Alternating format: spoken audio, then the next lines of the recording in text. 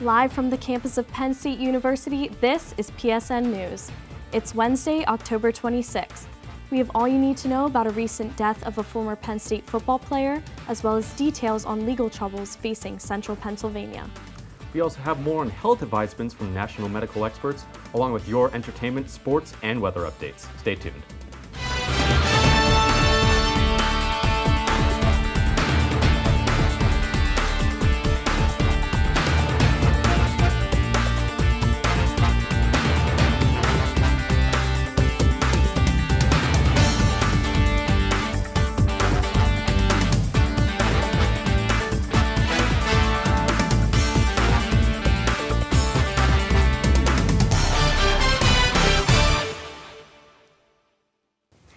Thanks for joining us tonight. I'm Jessica Heisey. And I'm Cameron Lobley.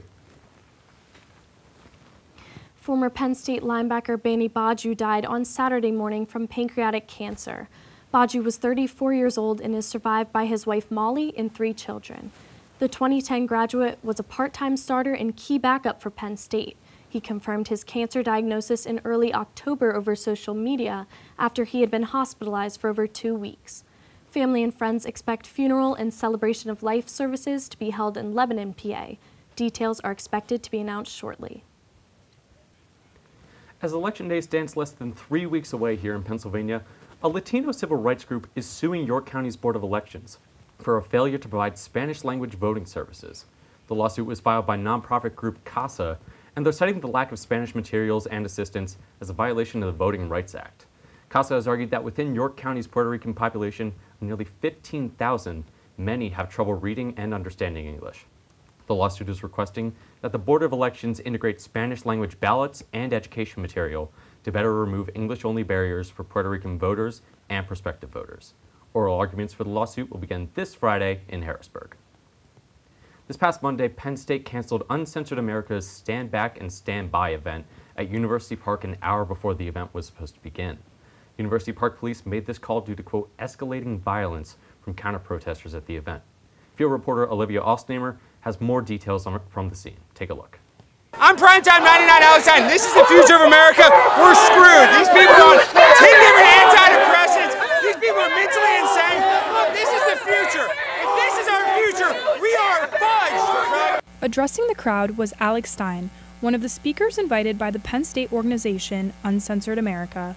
Stein is a right-wing media figure known for his hate speech and trolling politicians. Gavin McInnes, founder of the Proud Boys, a right-wing group who took part in the January 6th insurrection, was also invited by Uncensored America to speak. The event, held at the Thomas Building, sparked anger among hundreds of people. We're here to represent love. We're not here to protest hate speech. We're here to represent love speech.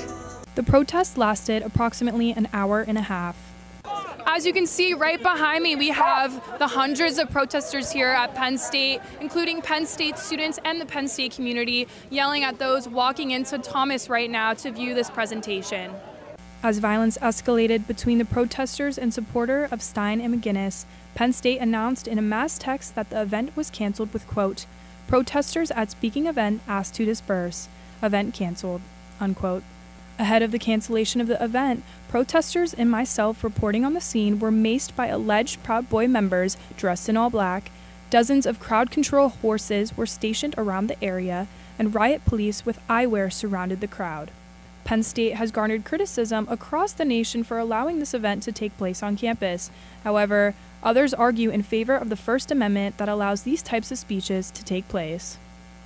Look, I'm all here for, like, if you have, a voice, we're in America, freedom of speech, but as long as you're doing it in a responsible way, that is what it is. Many question Penn State's handling of the situation, claiming their appearance of alleged support for providing a platform for extremist groups to speak is unacceptable. Penn State's reasoning for canceling is still evolving. For Penn State Network News, I'm Olivia Ostnamer. Stein went on to Tucker Carlson tonight, yesterday evening, to discuss the event, where he claimed he was trying to, quote, wake people up to the harsh reality in which we live in, end quote. A 13-year-old boy from central Pennsylvania was arrested on Thursday after allegedly making verbal threats against another district school. He was turned over to Union County Juvenile Authorities. He has been charged with terroristic threats, ethnic intimidation, prohibited offensive weapons, and possession of an instrument of crime. His name has not been disclosed due to his age, and the nature of the threats have not been disclosed. The district learned about these threats anonymously through the PA Safe to Say Something line on Thursday, but no further details on the incident have been released. If you're a driver in the State College area, well, you might just need to consider a new route or two when getting around town. That's because earlier this week, the Pennsylvania Department of Transportation began road work on Atherton Street, one of the busiest roads in the area. On Monday, 2 trees were removed near the Logan Avenue intersection, and today PennDOT began base restoration and repairs between Railroad Avenue and Westerly Parkway. That road work will be continuing into tomorrow. No work is scheduled for Friday because of this weekend's home football game against Ohio State. PennDOT wants to remind drivers looking to get ahead of changing road conditions that alerts can be found at 511pa.com. Well, the end of October is now upon us, and you can certainly feel it in the daily drops in temperatures. Caitlin Kitch with the Campus Weather Service has more details on the incoming weather in this week's weather report. Take a look.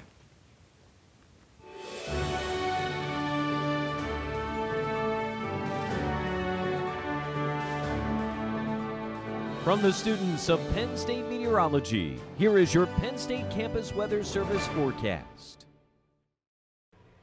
Good evening, I'm student meteorologist Caitlin Kitch here with your forecast for the remainder of this week. Taking a look out over Beaver Stadium at our live cam, we're seeing some cloud cover affecting us right now. That's lingering from the cold front that made its way across the state earlier today, giving us those afternoon showers that we saw. Currently here in State College, we're sitting at a chilly 59 degrees out there. Dew point also up there at 54. And I hope you enjoyed those afternoon showers we saw earlier today, because that's not the story for the rest of this week. We'll be seeing some more dry and seasonable conditions out there, setting us up for a beautiful game day this weekend, but we will be seeing a chance for rain as we start next week. Looking at our temperatures across central PA right now, mostly sitting between the mid-50s up to the mid-60s, and taking a broader look across the region, those temperatures in western Pennsylvania sitting in the 50s, but not the case in eastern Pennsylvania, temperatures all the way up to 68 in Allentown right now. If we take a look at our radar, as I mentioned, we had that cold front make its way across our region earlier today, associated with a low pressure system sitting up over Canada right now. As it makes its way out of our area, we are seeing some lingering showers still affecting Pennsylvania right now. Looking at our future radar, those clouds we're seeing here in State College are affecting the bulk of the state right now. And as we head into this evening, we'll see some clearing in eastern portions of Pennsylvania, but those clouds still affecting western Pennsylvania. But they build in as we head into tonight and begin to clear heading into early tomorrow morning. Temperatures here in State College potentially dipping down into the 30s, a bit chillier out there, but no precipitation in sight. We'll see any cloud cover clearing out as we head into the afternoon. A beautiful sunny day ahead, temperatures getting up into the 50s across the state. And heading into Friday, temperatures dipping down into low 30s, potentially even into the upper 20s as we head into Friday morning. We'll see some light cloud cover out there, but nothing much to worry about. And if we take a broader look at our Euro model heading into Saturday, we'll see those clearing conditions last through our game day. Kickoff at 12 p.m., we'll see a beautiful skies and a sunny day. The remaining as we head through the day Saturday, some clouds pushing their way into our region Sunday. We're seeing a bit of rain approaching us as we head into the next week, but pretty far out, so nothing certain yet. Tonight in State College, expect a low temperature of 42 with mostly cloudy skies. And as we head into tomorrow, we'll see those clouds clearing out of our region, setting us up for a beautiful sunny day with a high of 57. And your outlook for the rest of this week, as I mentioned, some dry conditions as we end this week, a beautiful game day ahead Saturday, but we'll see those clouds and a little bit of rain return as we head into the beginning of next week.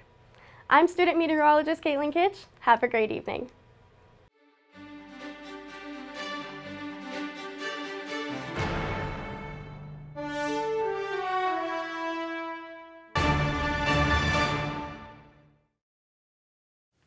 Welcome back to PSN News. I'm AJ Sisson with your sports update.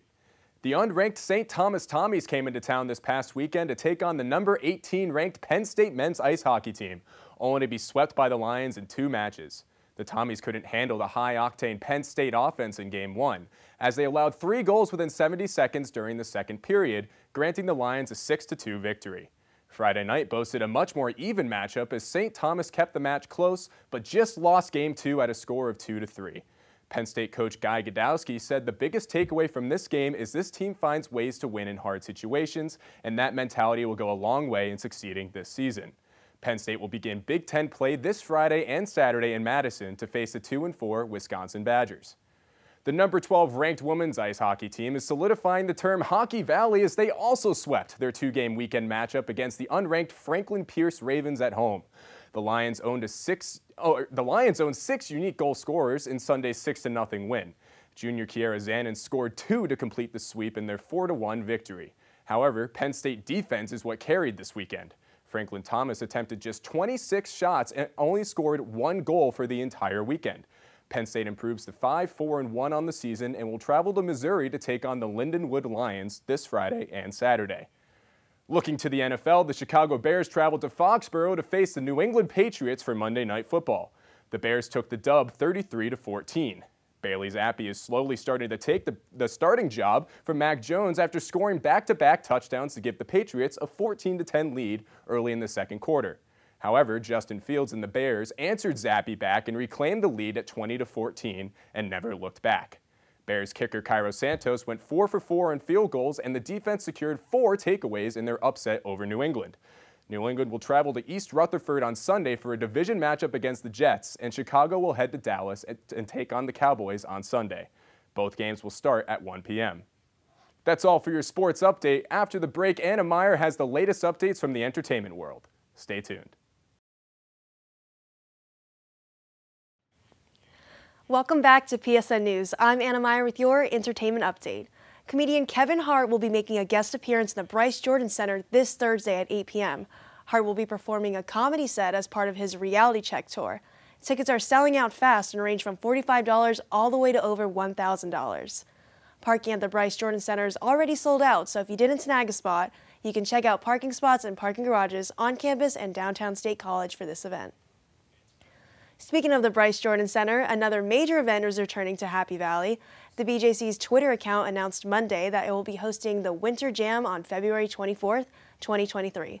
Winter Jam is a nationwide Christian tour hosted by World Vision, and several artists will be making an appearance at the concert, including Jeremy Camp, Austin French, and Andy Mineo. There's a $15 admission fee for all attendees, with more details to come. Get ready to get up on your feet and join in some fun music. October is Domestic Violence Month, and to raise more awareness on the issue, the Gender Equity Center took to the hub to provide students with more information. Field reporter Jill LaMontagne has more details on their efforts. Take a look. This past Thursday, the Gender Equity Club hosted a table in the hub to raise awareness for Domestic Violence Month. The club works year-round to remind the community of important campus climate issues. We had a chance to sit down with Sophia Mills, the program coordinator, to talk about the club's message. We are part of student affairs, actually, so we do a lot with supporting healthy relationships, boundaries, and consent. Really, our goal here is to make sure that everyone is healthy and respectful on campus. While it's a difficult subject to approach, the club wants to continue to raise awareness for these important issues. Interpersonal violence, because it impacts so many people, it impacts all of us, right? Whether it's not happened to us personally, we might know someone who's been impacted by this. In addition to the table at the hub, the team is working on new projects every week of Domestic Violence Month. Next week we have Love Your Body Week, which isn't technically a part of Domestic Violence Awareness Month, but I think there can still be some intersection overlapping there. So Now looking forward, students can plan to get involved in the club's mission to create a safer, more well-informed community environment. My main months are October being Domestic Violence Awareness Month, and then in April we have Sexual Violence Awareness and Prevention Week. We host with UPUA, and that's also Sexual Assault Awareness Month just overall. As you can see, the Gender Equity Club is striving to make changes and keep the community safe. With events like these, they're raising awareness for domestic violence and other on-campus climate issues. If you're interested in being a part of this change, keep an eye open for upcoming events. With PSN News, I'm Jill LaMontagne. The Gender Equity Center will continue to table in the hub to spread awareness for relevant campus issues. Emmy Award winner and actor Leslie Jordan died in a car accident Monday at the age of 67. He was most commonly known for his roles in Will and Grace, American Horror Story, and Murphy Brown. Jordan was behind the wheel when the car crashed into the side of a building. He was declared dead at the scene. His past co-stars and fans have expressed their love and grief on social media in support to his remaining loved ones. That's all for our entertainment update. After the break, interview anchor Emma Goldkopf will be speaking to Josh Rubin, the president of SMEAL Student Mentors. Stay tuned.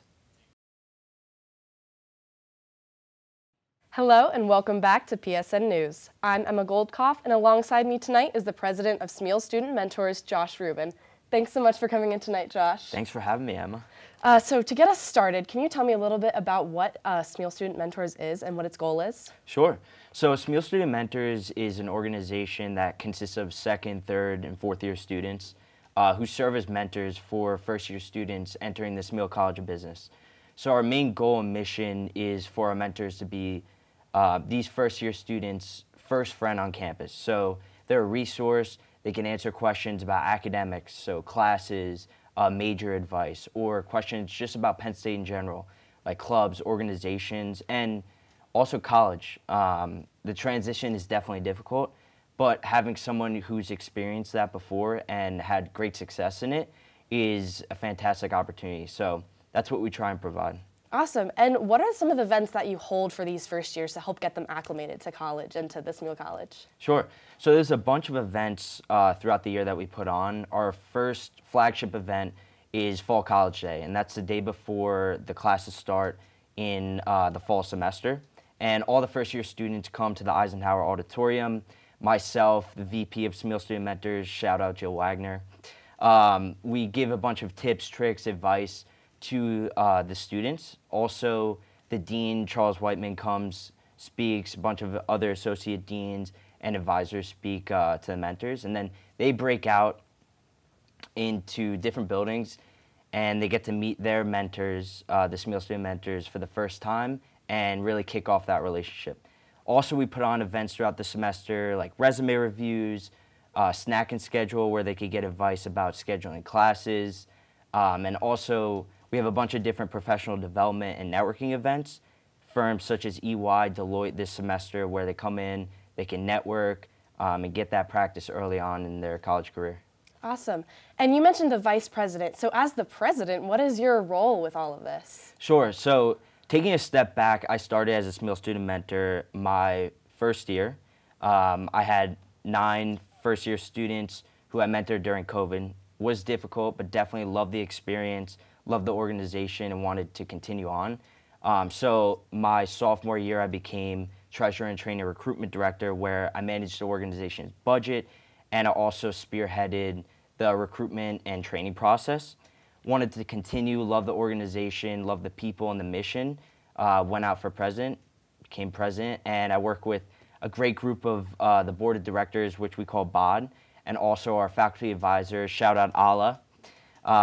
And yeah, basically, I help out with the different work streams in the org, kind of the main visionary, and just drive the organization forward with a great group of people. So I love it. Absolutely. And how do upperclassmen get involved with it? Sure. So our recruitment process starts in the spring. Basically, to qualify, you have to be a SMEAL student or a DUS student on a SMEAL track, 3.5 GPA minimum, and you fill out an application, get an interview, and if we feel you're a good representation of SMEAL, its core values, and you could be a great mentor, join the team, get trained in the spring, and get some mentees in the fall.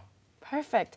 Do you have any current plans that that are in the works right now for the future of SMEAL Student Mentors? Sure. So I'm going to be finishing up in December as president, but definitely we have some goals moving forward. First is with our new professional development chair. We're trying to put on more professional development and networking events with our alumni, with different firms, companies, to offer more value to our mentors and our mentees. Also, last year we were certified with honor and integrity in SMEAL, so we want to put on more events, get more involved there. And I would say finally, always a goal of an engagement, increasing that, having our mentors more engaged, more excited, and hopefully that would trickle down to their relationships with their mentees. Absolutely, and it seems like this program has had a lot of success. So do you think that other programs like this will arise in like other academic colleges across campus? Sure. I think there are a bunch of mentoring programs already out there, but what I've been seeing a lot recently is mentoring programs within clubs and organizations. I think that's fantastic, giving younger students, you know, that mentorship, that experience, that advice, I think that could really pave the way and help them out moving forward. Absolutely. Thank you so much for your time tonight, Josh. We really appreciate it. Thank you. Next up, Jessica and Cameron will bring us the latest news from across the nation. We'll be right back. The Serliano family from Michigan was located by authorities on Sunday after going missing for nearly a week. Police say all 4 family members are safe after they unexpectedly left their home in Fremont, Michigan. They had not been heard from since October 16th. Fremont police said dispatchers received a call from the father Anthony on the 16th. He had asked for protection because he believed he had information of national interest and claimed that people were out to get him. The investigation ended after Anthony and Suzette, both aged 51, and their 2 sons, Brandon and Noah, were found 200 miles away in Stevens Point, Wisconsin. Health experts are on high alert as the mutating COVID-19 Omicron variant could put those with compromised immune system at an even greater risk to the infection. Recent reports have shown that that subvariants of the Omicron strain have been able to evade the effects of AstraZeneca's Evusheld and bebtelovimab. Those are both antibody drugs specifically designed to prevent and treat COVID-19 respectively. Health officials continue to recommend getting boosted as the most viable defense against these newest variants, and that those who are immunocompromised should get boosted as soon as possible. The Chicago Department of Public Health reported that 2 people in the city died after being diagnosed with monkeypox. The individuals are believed to be the first in the state to die from the virus. They had been hospitalized after testing positive over 6 weeks ago. City officials said that the deaths are unrelated to each other and the individuals had several other health conditions, including weakened immune systems. Chicago officials said they would not disclose any other information about the 2 cases to protect patient privacy. Also in Chicago, police are continuing the search for suspects involved in a recent shooting that left 3 dead and 2 injured. The shooting happened Sunday morning during a drag racing and drifting event. Spectators and participants took over an intersection in the city's Brighton Park neighborhood. Authorities say that they were responding to the caravan when a ShotSpotter alert notified them of at least 13 rounds having been fired. And just later that day, CPD Commander Don Jerome noted all 3 of those killed had gang affiliations and ranged in age from 15 to 20 years old. No guns were recovered at the scene, and no arrests have been announced as of today. And that concludes our show tonight at PSN News. Be sure to check us out on Twitter and Facebook at PSN News, on Instagram at Penn State Network News, and to subscribe to our YouTube channel at youtube.com/PSN News. Have a good night and stay safe, Penn State.